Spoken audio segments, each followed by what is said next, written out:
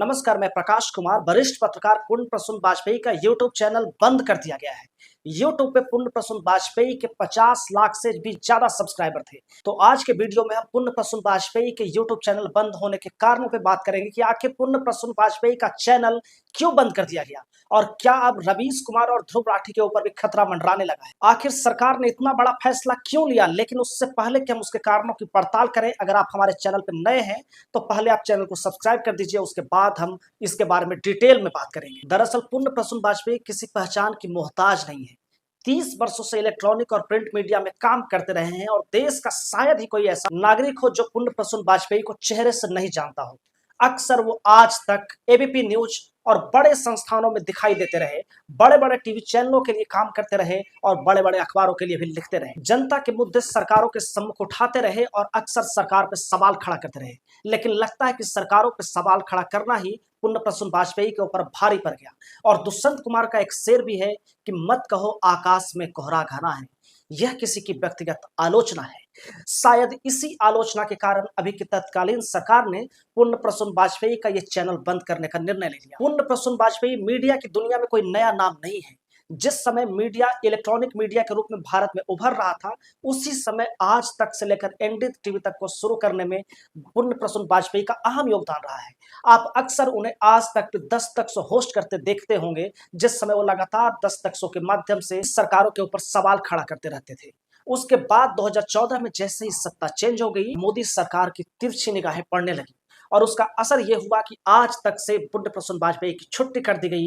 जिसके बाद पूर्ण प्रसून वाजपेयी ने एबीपी न्यूज ज्वाइन किया, लेकिन एबीपी न्यूज में भी वो ज्यादा समय तक नहीं टिक पाए। कहा जाता है कि राजनीतिक दबाव ऐसा पड़ा कि एबीपी न्यूज में मास्टर स्ट्रोक शो होस्ट करने वाले पूर्ण प्रसून को एबीपी से भी जाना पड़ गया। एबीपी न्यूज से निकलने के बाद पूर्ण प्रसून वाजपेयी ने सूर्या समाचार में कदम रखा, एक ऐसा चैनल जिसे कोई भी नहीं जानता था, लेकिन सूर्या समाचार को भी उन्होंने फेमस कर दिया। दिनों दिन सूर्या समाचार की व्यूअरशिप बढ़ती चली गई, हर कोई जानने लग गया। लेकिन फिर कहते हैं कि राजनीतिक दबाव ऐसा पड़ा कि सूर्या समाचार से भी पूर्ण प्रसून वाजपेयी का बोरिया बिस्तर बांध दिया गया और उसके बाद से वो 2019 से लगातार यूट्यूब पर सक्रिय थे। यूट्यूब पे वो लगातार मोदी सरकार के खिलाफ आवाज उठाते रहते थे, जनहित की पत्रकारिता करते रहते थे। लेकिन इस समय देश में जिस तरीके से पहलगाम आतंकी हमले के बाद जिस तरीके का माहौल है, उसमें नेशनल इंटरेस्ट की आड़ लेकर भारत सरकार ने यूट्यूब पे पूर्ण प्रसून वाजपेयी का चैनल ब्लॉक कर दिया। सरकार का कहना है कि इस समय राष्ट्रीय हित में उसे ऐसा करना पड़ रहा है। लेकिन सवाल यह उठता है कि आखिर पूर्ण प्रसून वाजपेयी के चैनल से राष्ट्र को ऐसा क्या खतरा था जिससे बचाने के लिए उनका चैनल ब्लॉक कर दिया गया। कहा यह भी जाता है कि अमित शाह के साथ पूर्ण प्रसून वाजपेयी के संबंध अच्छे नहीं थे। कहा यह भी जाता है कि अगर आपने इंटरव्यू देखे होंगे तो आज तक चैनल पर भी अमित शाह और पूर्ण प्रसून वाजपेयी के बीच अक्सर विवाद हो जाया करते थे, इंटरव्यू में अक्सर बकझक हो जाया करती थी। उसी से परेशान होकर एक दिन अमित शाह ने पूर्ण प्रसून वाजपेयी को फोन किया। ऐसा पूर्ण प्रसून वाजपेयी ने भी बताया है, जिसमें उन्होंने पूर्ण प्रसून वाजपेयी को यह कह दिया कि आप सीधा चुनाव ही क्यों नहीं लड़ लेते हैं। जिसके बाद पूर्ण प्रसून वाजपेयी ने कहा कि हम तो पत्रकारिता ही करेंगे। इन बातों का कुल लब्बो-लुआब यही है कि अमित शाह के रडार पे पूर्ण प्रसून वाजपेयी पिछले 10 वर्षों से थे और इसीलिए पिछले 10 वर्षों में पूर्ण प्रसून वाजपेयी कहीं भी नहीं टिक पाए। हर जगह से उन्हें निकाल दिया गया, हर जगह राजनीतिक प्रेशर ऐसा बनाया गया कि वो उन जगहों पे काम नहीं कर पाए। जिसके पास यूट्यूब चैनल एक बच गया था, लेकिन सरकार और अमित शाह की तीखी नजर, तिरछी नजर लगता है कि यूट्यूब पर भी पड़ गई और पूर्ण प्रसून वाजपेयी की छुट्टी यूट्यूब से भी कर दी गई है।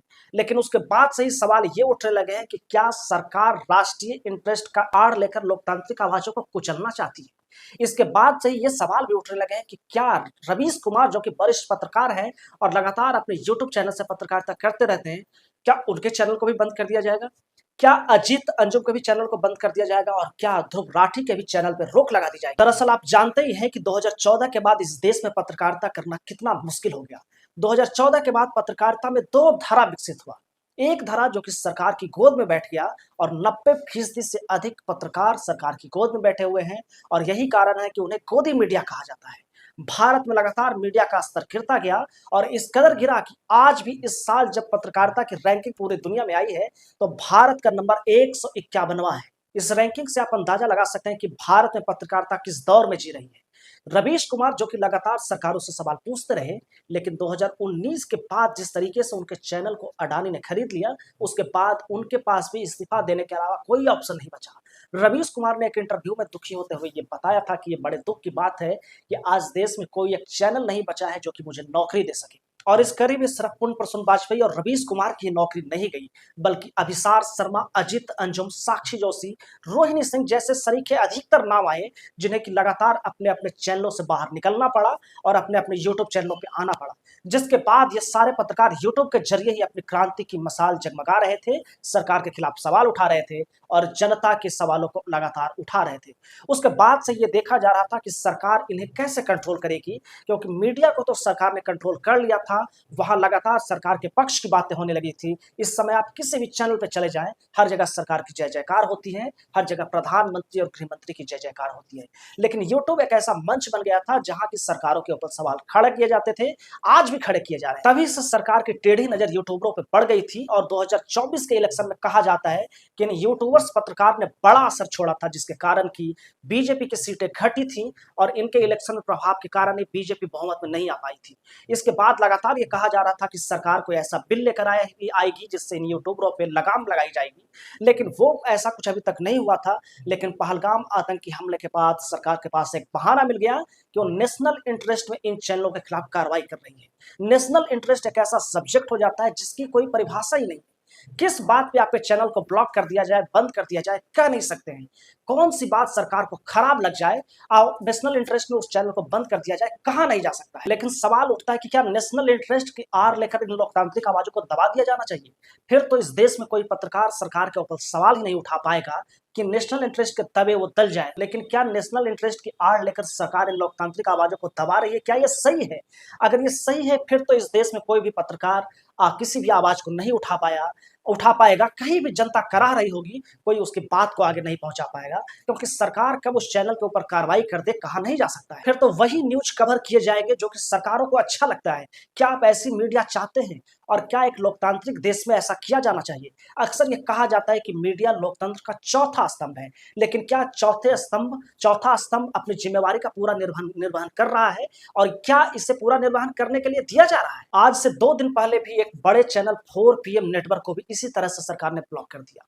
4PM के 70 लाख से भी ज्यादा सब्सक्राइबर थे। बताइए, जिन चैनलों के 50 लाख और 70 लाख से भी ज्यादा सब्सक्राइबर हो, उनको बिना नोटिस दिए सरकार कैसे बंद कर दे रही है?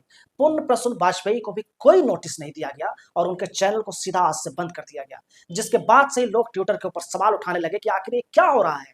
4PM को जिस तरीके से बंद किया गया, तो 4PM के जो ऑनर है संजय शर्मा, वो सुप्रीम कोर्ट चले गए और सुप्रीम कोर्ट ने सरकार से जवाब मांग लिया कि आखिर आपने ऐसा क्यों किया। सरकार को भी उस मामले में जवाब देना है, लेकिन उससे पहले कि जवाब सरकार देती, उसने आज फिर से एक चैनल पुण्य प्रसून वाजपेयी का बंद कर दिया। क्या सरकार को इस मामले में सफाई नहीं देनी चाहिए कि अगर वो किसी चैनल को बंद कर रही है तो क्या उसे कारण नहीं बताना चाहिए कि क्यों आखिर उसे बंद किया जा रहा है?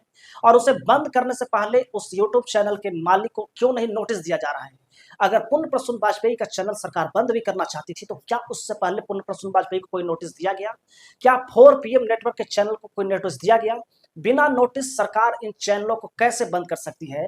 और अगर इस तरीके से चैनलों को सरकार बंद करने लगी, तो फिर एक तानाशाही सरकार और इस सरकार में क्या फर्क रह जाएगा? फिर क्या इस सरकार को लोकतांत्रिक कहा जा सकेगा?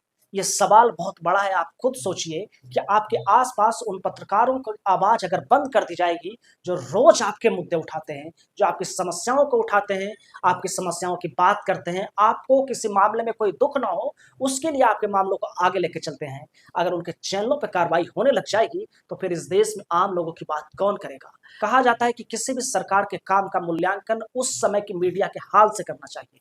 अगर मीडिया स्वतंत्र है तो सरकार जरूर ही स्वच्छंद रही होगी, लेकिन अगर मीडिया ही गुलाम जिस दौर में हो गया हो, उस दौर में सरकारों की समीक्षा कौन करेगा? इसीलिए एक लोकतांत्रिक देश के लिए, एक लोकतांत्रिक सरकार के लिए एक निष्पक्ष मीडिया और स्वतंत्र मीडिया का होना जरूरी है। क्योंकि अगर अखबार में राजा के गुणगान का जिक्र है तो फिर उस अखबार पे आपको शक करना चाहिए, लेकिन अगर राजा के हाहाकार का जिक्र है, प्रजा के हाहाकार का जिक्र है, तो आपको उस चैनल पे, उस पत्रकार पे भरोसा रखना चाहिए कि कुछ अच्छा हो सकता है।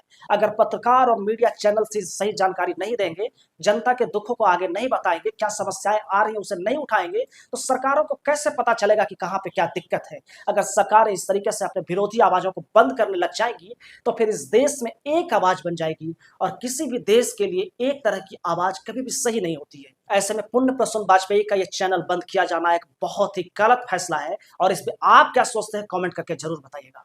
पुण्य प्रसून वाजपेयी के चैनल बंद होने के बाद से लगातार रवीश कुमार, ध्रुव राठी, अजीत अंजुम, अभिसार शर्मा जैसे लोगों के ऊपर भी लगातार शंका के घेरे मंडरा रहे हैं कि क्या सरकार नेशनल इंटरेस्ट की आड़ लेकर रवीश कुमार और अभिसार शर्मा का भी चैनल बंद कर देगी।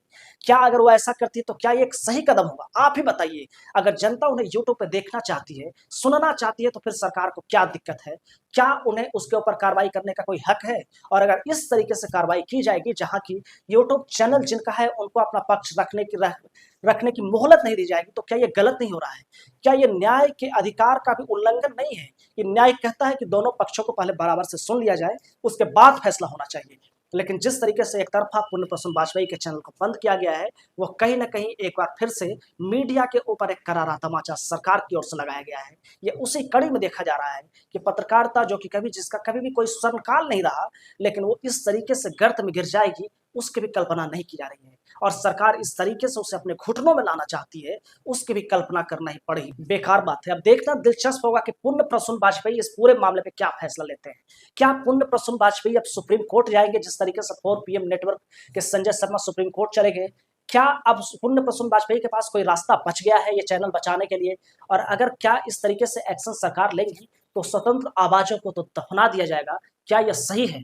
आप इस मामले पे क्या सोचते हैं कमेंट करके जरूर बताइएगा कि पुण्य प्रसून वाजपेयी का जो चैनल बंद किया गया है, क्या यह होना चाहिए था? किसी भी लोकतांत्रिक देश में क्या यह सही है? कमेंट करके जरूर बताइएगा। और अगर वीडियो अच्छा लगा हो तो इसे लाइक, शेयर और चैनल को सब्सक्राइब जरूर कर दीजिएगा। हम मिलेंगे आपसे अगले वीडियो में, तब तक के लिए नमस्कार।